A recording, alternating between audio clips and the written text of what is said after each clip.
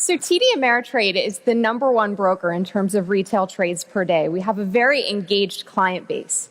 We're the leader today, but I spend a lot of time thinking about tomorrow. And what I mean by that is young people today are very risk adverse. In fact, in a recent survey, we learned that only 11% of members of Gen Z believe that the stock market is the best way to save for retirement. So that represents an important business challenge for my firm and one that we need to get in front of if we want to make sure we're the industry leader tomorrow. So how do we pique their interest? They're not seeing our ads on Yahoo Finance because they're not there. They're not terribly interested in the markets. But one thing that they really are interested in is brands. They're extremely brand conscious, but they're also incredibly brand savvy. So the great thing about LikeFolio is it allows young people to discover the connections between the brands that they love and the publicly traded companies behind them. And in effect, LikeFolio is helping to invent new customers for TD Ameritrade. Andy? Thanks, Nicole. When I came to Finovate, I was really counting on someone have created an app to raise the podium, but I guess I'll have to go with what we've got here. And Nicole's right. When you talk about young people, if I were going to create an app or a website that helped young people get to sleep, it would look a lot like Yahoo Finance. I mean, Janet Yellen, Carl Icahn. Who cares? They don't care about that. They care about the next iPhone. They care about the Android device in their pocket, the drink at Starbucks. And so that's what LikeFolio is all about, is making that Main Street to Wall Street connection. And so I'll show you how we do that. This is the main page at LikeFolio. And what you can see here are the most mentioned companies, and this includes the brands and products that they control throughout the world. This is 100% Twitter coverage. We're scanning through all of Twitter and all of the connected Facebook users that we have to find these mentions. And so when I talk about a mention, this is what it looks like.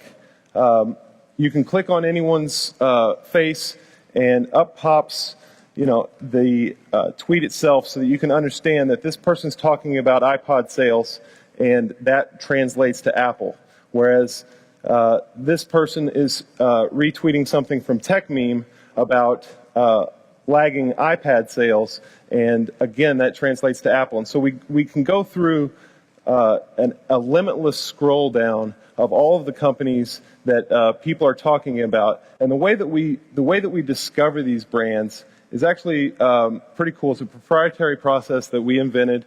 We built this database of about 2,000 consumer-facing companies that are publicly traded, and the 32 to 35,000 brands and products that they own, create, and sell in the marketplace. And so we scan through social networks and look for mentions of those brands and products, tie those back to the publicly traded companies, and allow people to discover the companies and investment opportunities behind those products that they like in real life. And so there's a lot of cool features here that I won't have time to get through today. You can actually switch from most mentioned to see trending, so that you can see how companies are comparing against their own baseline and things like that. But the next cool thing about LikeFolio is you can actually zoom in to see, I want to see the brands and products that me and my friends are talking about the most, not just the whole world. And so this is what that looks like for me. So you can see Comcast is up there, and you can also occasionally you'll run across some really funny tweets that might encourage you to not necessarily invest in the company like Jenny Johnson has suggested here. And so then you can even take it one step further and just, I want to see only the companies and brands that I have tweeted about or posted on Facebook over the years.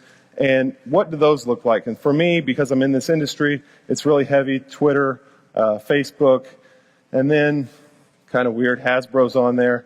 Why is Hasbro on there? Well, because I like to play Yahtzee a lot and gamble on Yahtzee all the time. And so it's one of those things that I didn't know that Hasbro owned this company.